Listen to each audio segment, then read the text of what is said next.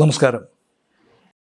യുദ്ധം ആസന്നമായിരിക്കുമ്പോൾ ഏറ്റവും അധികം സംസാരിക്കപ്പെടുന്നത് നാഷണൽ സെക്യൂരിറ്റി അപ്പാരറ്റസിനെ കുറിച്ചാണ്. പാകിസ്ഥാൻ്റെയും ഇന്ത്യയുടെയും ദേശീയ സുരക്ഷാ സംവിധാനങ്ങളാണ് തീർച്ചയായും എല്ലാ തരത്തിലുള്ള സുരക്ഷാ കവചവും ഒരുക്കേണ്ടത്. അതിനുള്ള എല്ലാ വിവരങ്ങളും ശേഖരിക്കണം, സുരക്ഷാ നീക്കങ്ങളെ കോർഡിനേറ്റ് ചെയ്യണം. വ്യാപകമായ അഴിച്ചുപണിയാണ് ഇന്ത്യയും പാകിസ്ഥാനും അവരവരുടെ ദേശീയ സുരക്ഷാ ഘടനയിൽ വരുത്തിയത്. ഇന്ത്യ ഒരു പുതിയ ബോർഡാണ്, നാഷണൽ സെക്യൂരിറ്റി ബോർഡ് കോൺസ്റ്റിറ്റ്യൂട്ട് ചെയ്തു. അലോക് ജോഷി അതിൻ്റെ ചെയർമാനായി നിയോഗിക്കപ്പെട്ടു. അലോക് ജോഷി മുമ്പ് റോയുടെ റിസർച്ച് ആൻഡ് അനാലിസിസ് വിങ്ങിൻ്റെ തലവനായിരുന്നു. അദ്ദേഹം തീർച്ചയായും പ്രൈം മിനിസ്റ്ററിന് റിപ്പോർട്ട് ചെയ്തിരുന്ന വലിയ ഒരു സുരക്ഷാ കാര്യങ്ങളെക്കുറിച്ചും രഹസ്യ വിവരങ്ങളെക്കുറിച്ചും ഇൻ്റലിജൻസ് ഇൻപുട്ട് ഏറെ കൈവശമുണ്ടായിരുന്ന അതിന് തലപ്പത്തിരുന്ന ആളാണ്. അദ്ദേഹത്തെ ആ ബോർഡിൻ്റെ ചുമതലയിലേക്ക് കൊണ്ടുവരുന്നു. National security adviser Ajit Doval തുടരുന്നു. ഒരു ക്യാബിനറ്റ് റാങ്കിൽ തന്നെയാണ് അദ്ദേഹം പ്രവർത്തിക്കുന്നത്. അതേസമയം പുനഃസംഘടിപ്പിക്കപ്പെട്ട നാഷണൽ സെക്യൂരിറ്റി ബോർഡിൽ 7 അംഗങ്ങൾ, അദ്ദേഹം ഉൾപ്പെടെ അലോക് ജോഷി ഉൾപ്പെടെ 7 അംഗങ്ങളാണ്. അത് എന്ത് കെയർഫുള്ളായിട്ടാണ് അത് സെലക്ട് ചെയ്തിരിക്കുന്നത്. കാരണം സുരക്ഷാ ഭീഷണി നേരിടാൻ 3 സൈനിക സന്നാഹങ്ങളുടെയും ആവശ്യമുള്ളതുകൊണ്ട് ആർമിയുടെയും നേവിയുടെയും എയർഫോഴ്സിൻ്റെയും തലപ്പത്ത് നിന്ന് ഓരോരുത്തരെ അതിനകത്ത് മെമ്പേഴ്സാക്കി. അതൊരു പുതിയ സംവിധാനം, പുതിയൊരു പരീക്ഷണമാണ്. 2 പോലീസ് സംവിധാനത്തിൻ്റെ IPS ഓഫീസേഴ്സ്, 2 റിട്ടയർഡ് IPS ഓഫീസേഴ്സിനെ അംഗങ്ങളായി കൊണ്ടുവരുന്നു. ഒരാൾ വിദേശകാര്യ രംഗത്തെ ഒരു അധികായൻ, മുൻപ് മോസ്കോയിൽ അംബാസഡറായിരുന്ന ഒരാളെ അതിൻ്റെ അംഗമായി കൊണ്ടുവരുന്നു. അപ്പം വിദേശ നയതന്ത്രം, അതുപോലെ ആഭ്യന്തര സുരക്ഷാ രംഗത്ത് പോലീസിലും സൈന്യത്തിലും ഉണ്ടായിരുന്ന വിസ്കിറ്റ്സ് അവരെല്ലാം ചേർത്ത സമിതി വളരെ പ്രൊഫഷണലായി പുനഃസംഘടിപ്പിച്ചു. അതുപോലെ നാഷണൽ സെക്യൂരിറ്റി അഡ്വൈസർ സ്ഥാനത്തേക്ക് ആർമി മാൻ അല്ല എന്നോർക്കണം, അജിത് ഡോവലാണ്. അദ്ദേഹമാണ് the brain behind all security operations and apparatus. ഇന്ത്യയുടെ അഭിമാനമാണ് അജിത് ഡോവൽ എന്ന നാഷണൽ സെക്യൂരിറ്റി അഡ്വൈസർ. അപ്പോൾ ഇന്ത്യ വളരെ സ്റ്റേബിൾ സെക്യൂർ മോഡിലാണ്. മറുവശത്ത് പാകിസ്ഥാൻ എങ്ങനെയാണെന്ന് നോക്കാം. പാകിസ്ഥാനിൽ ഒരു ഹൈബ്രിഡ് ഗവൺമെൻറ്റൽ അറേഞ്ച്മെൻ്റാണ് സാധാരണ ഉള്ളത്. ഹൈബ്രിഡ് എന്ന് പറഞ്ഞാൽ സിവിലിയൻ ഭരണം ആണെന്ന് പൊതുവേ പറയുമ്പോഴും, ഷഹബാസ് ഷെരീഫിൻ്റെ ഭരണമാണെന്ന് പറയുമ്പോഴും പിന്നിൽ നിന്ന് നിയന്ത്രിക്കുന്നത് ആർമിയാണ്. അത് കോമൺ നോളജാണ്. പക്ഷേ ആർമിയുടെ കൺട്രോൾ വിവിധ സമയങ്ങളിൽ വിവിധ തലങ്ങളിലേക്ക് ഉയരുകയും താഴുകയും ചെയ്യും. ആത്യന്തികമേ ആർമി തന്നെയാണ്. ഇപ്പോൾ ഹൈബ്രിഡ് സിസ്റ്റത്തിൽ നിന്നും പൂർണ്ണമായ ഒരു ആർമി കൺട്രോൾഡ് പപ്പറ്റ് ഗവൺമെൻറ് സംവിധാനത്തിലേക്കുള്ള ഒരു ട്രാൻസ്ഫോർമേഷനാണ്. അത് മനസ്സിലാകണമെങ്കിൽ പാകിസ്ഥാൻ്റെ സെക്യൂരിറ്റി അപ്പാരറ്റസിൻ്റെ തലപ്പത്തേക്ക് നാഷണൽ സെക്യൂരിറ്റി അഡ്വൈസറായി പാകിസ്ഥാൻ കൊണ്ടുവന്നിരുന്ന ആളെ നോക്കിയാൽ മതി. അസിം മാലിക്, നമ്മുടെ അസിം മുനീറിൻ്റെ, പാകിസ്ഥാൻ സൈനിക മേധാവി അസിം മുനീറിൻ്റെ ഇഷ്ടക്കാരൻ. അതിനേക്കാൾ പ്രധാനം, അദ്ദേഹം മുൻ സൈനികനാണ്. അദ്ദേഹം അവിടുത്തെ മുൻ ISIയുടെ ചീഫായിരുന്നു. അപ്പോൾ ഇൻ്റർ സർവീസ് ഇൻ്റലിജൻസിൻ്റെ ചീഫ്. സാധാരണഗതിയിൽ വളരെ സൈലൻ്റായി പ്രവർത്തിക്കുന്ന ആളാണ് ISI ചീഫ്. ISI ചീഫ് സ്ഥാനം കൈവിടാതെ ഇപ്പോൾ അദ്ദേഹം ഒരു സ്ഥാനം കൂടെ വഹിക്കുകയാണ്, നാഷണൽ സെക്യൂരിറ്റി അഡ്വൈസർ.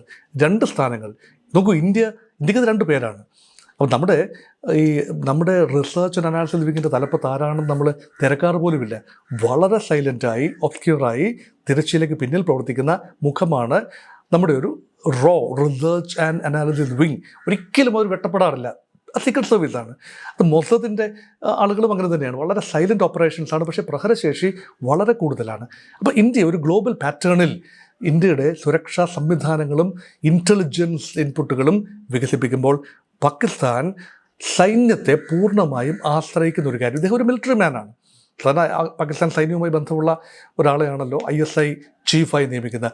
ISI ചീഫിനെ തന്നെ ഇപ്പോൾ നാഷണൽ സെക്യൂരിറ്റി അഡ്വൈസറായി കൊണ്ടുവന്നപ്പോൾ അത് വലിയ ഒരു കൗതുകം ജനിപ്പിക്കുകയാണ്. കാരണം അതിനർത്ഥം സിവിലിയൻ ഗവൺമെൻറ്റിനെ പാകിസ്ഥാൻ കഴഞ്ചും വിശ്വസിക്കുന്നില്ല എന്ന് തന്നെയാണ്. ഷഹബാസ് ഷെരീഫ് അവിടെ ഇരിക്കുന്നത് വെറും മാപ്പ് സാക്ഷിയായിട്ടാണ്, ഒരു പ്രയോജനവുമില്ല.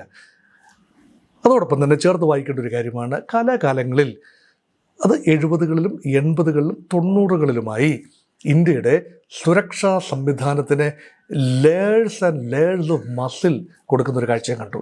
മസിലെന്ന് ഞാൻ ഉദ്ദേശിക്കുന്നത് പുതിയ പുതിയ പുതിയ സംവിധാനങ്ങൾ ഒരുക്കുന്ന, പുതിയ പുതിയ സംഘടനാ സംവിധാനങ്ങൾ ഒരുക്കുന്ന ഒരു തിരക്കിലാണ്.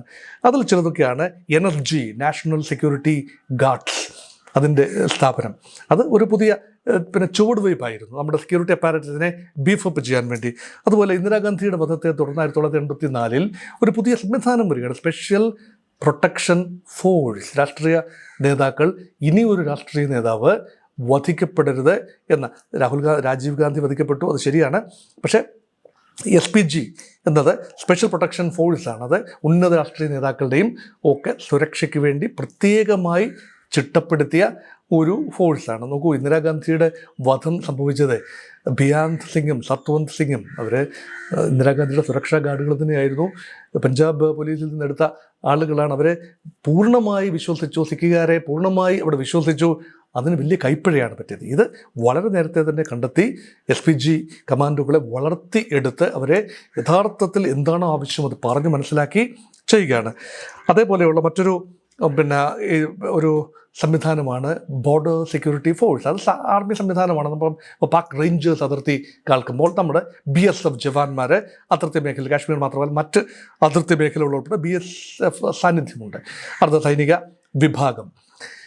പിന്നീട് ഏറ്റവും പ്രധാനപ്പെട്ട ഒരു പക്ഷേ തീവ്രവാദം ആളിക്കത്തിയ 90കൾക്ക് ശേഷം തീവ്രവാദം ആളിക്കത്തിയപ്പോൾ NIA, നാഷണൽ ഇൻവെസ്റ്റിഗേറ്റിംഗ് ഏജൻസി, NIA-യുടെ സംവിധാനം, ഇതെല്ലാം തന്നെ ലേയേഴ്സ് ഓഫ് പ്രൊട്ടക്ഷൻ ഇന്ത്യ ഒരുക്കുന്നു. അപ്പോൾ സുരക്ഷയ്ക്ക് എത്രത്തോളം പ്രാധാന്യമാണ് ഇന്ത്യ നൽകുന്നത്. യുദ്ധസമയത്താണ് നമ്മളിത് ഈ സുരക്ഷയെക്കുറിച്ച് നമ്മൾ ഭയപ്പെടേണ്ട എന്നതാണ്. കാരണം നമ്മുടെ ഒരു സുരക്ഷാ സംവിധാനം പാകിസ്ഥാനേക്കാൾ വെൽ എൻട്രെഞ്ച്ഡ് ആണ്, പ്രിപ്പയർഡ് ആണെന്ന് പറയാം.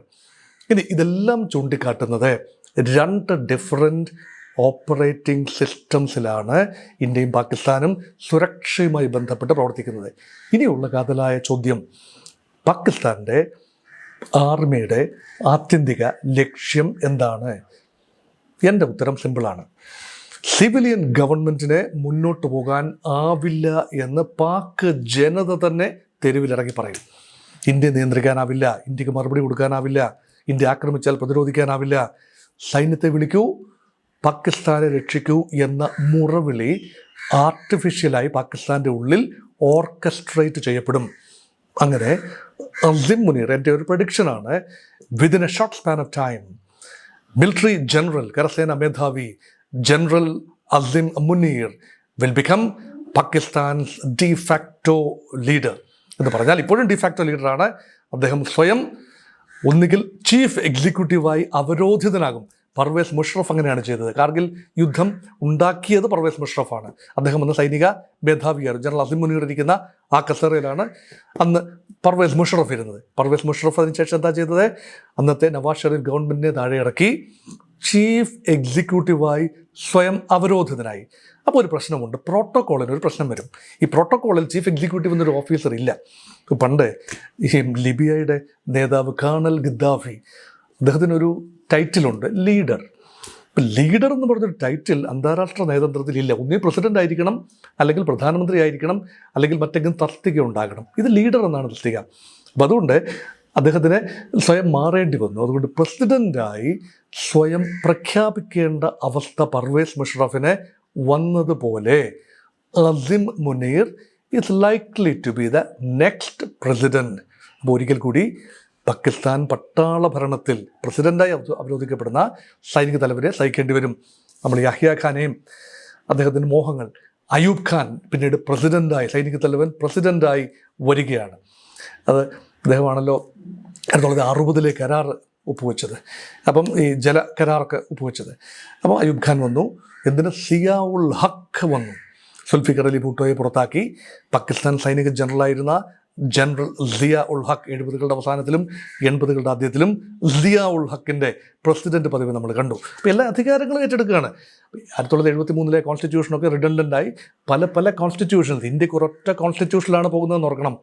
പാകിസ്ഥാൻ പല പ്രാവശ്യം radical change in the constitution, പാർലമെൻ്ററിയിൽ നിന്ന് പ്രസിഡൻഷ്യൽ സിസ്റ്റത്തിലേക്കും തിരിച്ച് പാർലമെൻ്ററി സിസ്റ്റത്തിലേക്കും ഹൈബ്രിഡ് മോഡലിലേക്കും തിരിച്ചും മറിച്ചും ഒക്കെ പാകിസ്ഥാൻ പോയി അതത് സമയത്തെ ഒരു തസ്തിക വെച്ച് പവർ അളക്കാൻ വയ്യാത്തൊരു നിലയിലേക്ക് കുഴഞ്ഞു മറിഞ്ഞൊരവസ്ഥയാണ്. അതുകൊണ്ടാണ് ഇന്ത്യ പലപ്പോഴും പരിഭവിക്കുന്നത്. ഞങ്ങൾ പാകിസ്ഥാനോട് സംസാരിക്കണമെന്ന് ലോകം പറയുന്നു. ആരോട് സംസാരിക്കും? പ്രസിഡന്റായിരിക്കുന്ന ആൾ സ്റ്റൂജാണ്, ഒരു പവറുമില്ല. പ്രധാനമന്ത്രിക്കാണ് പവർ എന്നാണ് വൈപ്പ്. പക്ഷേ പ്രധാനമന്ത്രി ആർമിയുടെ കയ്യിലെ പാവയാണ്. അതുകൊണ്ട് ഷഹബാസ് ഷെരീഫിനോട് സംസാരിച്ചാൽ എന്ത് കാര്യം? ആർമി ജനറലുമായിട്ട് ഇന്ത്യയുടെ പ്രസിഡന്റ് സംസാരിക്കാൻ പറ്റുമോ? അല്ലെങ്കിൽ ഇന്ത്യയുടെ പ്രൈം മിനിസ്റ്ററിന് പാകിസ്ഥാൻ ആർമി ജനറലുമായിട്ട് സംസാരിക്കാൻ പറ്റുമോ? പ്രോട്ടോകോൾ അനുവദിക്കുമോ? അപ്പം whom to talk to in Pakistan is a confusing question. ഇതെല്ലാമാണ് വലിയ ഒരു കാര്യം. അതുകൊണ്ട് ഇനി 1-2 കാര്യങ്ങളും കൂടെ പറയാതെ പാകിസ്ഥാൻ്റെ ആഭ്യന്തര ചിത്രം പൂർത്തിയാവില്ല. സൈന്യത്തിൻ്റെ കംപ്ലീറ്റ് ഗ്രിപ്പ്, അതിന് പിന്നിൽ പ്രവർത്തിക്കുന്നത് സാമ്പത്തിക ഘടകങ്ങളാണ്, സാമ്പത്തിക പരിഗണനകളാണ്. കേട്ടിട്ടുണ്ടോ? ഫൗജി ഫൗണ്ടേഷൻ. അതൊരു ചാരിറ്റബിൾ ട്രസ്റ്റാണെന്ന് വേണമെങ്കിൽ പറയാം. പക്ഷേ പാകിസ്ഥാൻ്റെ സൈനിക സന്ധാരണത്തിനുള്ള ഒരു ട്രസ്റ്റാണ് Fauji foundation.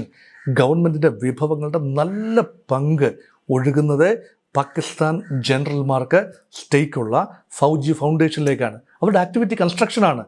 Cement, steel, fertiliser, അങ്ങനെ കൺസ്ട്രക്ഷനുമായി ബന്ധപ്പെട്ട ഒരുപാട് കാര്യങ്ങൾ ചെയ്യുകയാണ്. അപ്പോൾ ഇന്ത്യയുടെ ഒരു വ്യവസായ രംഗം ഒരു പ്രൈവറ്റ് ഹാൻഡ്സിൽ അല്ലെങ്കിൽ public sector and private sector മത്സരിച്ച് പ്രവർത്തിക്കുന്നു, സ്റ്റേബിളാണ്. പാകിസ്ഥാൻ്റെ വ്യവസായ രംഗത്ത് പോലും ആർമിയുടെ ഇടപെടലുണ്ട് എന്ന് പറയുമ്പോൾ 50% വിഭവങ്ങളും ഒഴുകുന്നത് ഫൗജി ട്രസ്റ്റിലേക്കാണ്. അത് പാകിസ്ഥാൻ്റെ ജനങ്ങൾക്ക് വലിയ ബുദ്ധിമുട്ടാണ്. അവർ പാകിസ്ഥാൻ ആർമിയെ അന്ധമായി സപ്പോർട്ട് ചെയ്യുന്നൊരു പ്രതീതി പ്രോപ്പഗൻഡ വാറിലൂടെ ആർമി ഉണ്ടാക്കിയെടുക്കുമെങ്കിലും ഉള്ളിൻ്റെ ഉള്ളിൽ ഫൗജി ഫൗണ്ടേഷൻ്റെ പ്രവർത്തനത്തോടെ വിഭവങ്ങൾ അകത്താക്കുന്ന ബകനായി പാകിസ്ഥാൻ ജനത കാണുന്നത് ആർമിയുടെ നിയന്ത്രണത്തിലുള്ള ഫൗജി ഫൗണ്ടേഷനാണ്. ഇതിൽ നിന്നെല്ലാം ശ്രദ്ധ തിരിക്കാൻ പാകിസ്ഥാൻ ആർമി ചരിത്രപരമായി പ്രയോഗിക്കുന്ന ഒരു അടവാണ്, ആർമി നേരിട്ട് ഇന്ത്യയെ ചൊറിയാൻ പോവില്ല.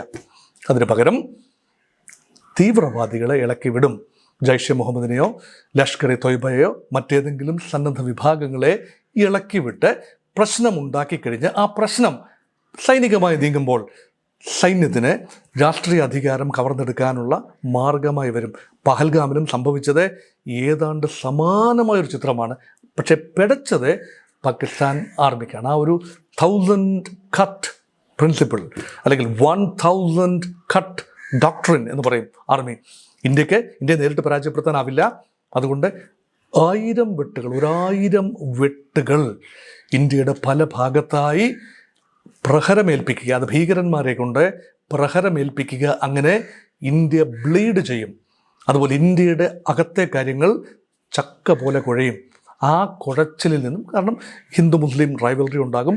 പേര് പറഞ്ഞ് വെടിവെക്കുമ്പോൾ, പേര് ചോദിച്ച് മതം ചോദിച്ച് വെടിവെക്കുമ്പോൾ തീർച്ചയായും ഒരു ന്യൂനപക്ഷ ഭൂരിപക്ഷ സമുദായങ്ങൾ തമ്മിൽ ഇന്ത്യയിൽ വർഗീയ ചേരിതിരിവുണ്ടാകും, കലാപങ്ങളുണ്ടാകും എന്ന പാകിസ്ഥാൻ്റെ മോഹം. ആ മോഹം പൊലിഞ്ഞു. ഇന്ത്യ എന്ത് സെൻസിബിളായിട്ടാണ്, ഇവിടെ ഒരു വർഗീയ കലാപം ഉണ്ടായില്ല. കാശ്മീർ ജനത എന്ത് സെൻസിബിളായിട്ടാണ് ഈ വിഷയം കൈകാര്യം ചെയ്യുന്നത്. വളരെ ശാന്തതയോടെ ഈ വിഷയം കൈകാര്യം ചെയ്ത ഇന്ത്യൻ ജനതയ്ക്ക്, രാഷ്ട്രീയ നേതൃത്വത്തിനും ജനതയ്ക്കും ഒരു ബിഗ് സല്യൂട്ട്. പക്ഷേ പാകിസ്ഥാൻ്റെ കൽബിലേറ്റ വലിയ അടിയാണ്. അപ്പോൾ 1000 കട്ട് ഡോക്ട്രിനും പരാജയപ്പെട്ടു. അപ്പോൾ ഇനി ഒറ്റ വഴിയേ ഉള്ളൂ. എല്ലാം പോയി, എല്ലാം പരാജയപ്പെട്ടു. ഇനിയിപ്പം അസിം മുനീറിൻ്റെ ചിരകാല സ്വപ്നം പാകിസ്ഥാൻ്റെ പ്രസിഡൻ്റായി മാറുക. യുദ്ധം ഏതെങ്കിലും കാരണവശാൽ ആക്റ്റീവ് യുദ്ധം പൊട്ടിപ്പുറപ്പെടുത്താൽ നമ്മൾ സിവിലിയൻ ഗവൺമെൻറ് ആയിരിക്കില്ല പാകിസ്ഥാനിലുള്ള ഉണ്ടാകുക, പൂർണ്ണ സൈനിക ഗവൺമെൻറ് ആയിരിക്കും. അതിൻ്റെ തലപ്പത്ത് അസിം മുനീർ ഉണ്ടായിരിക്കും.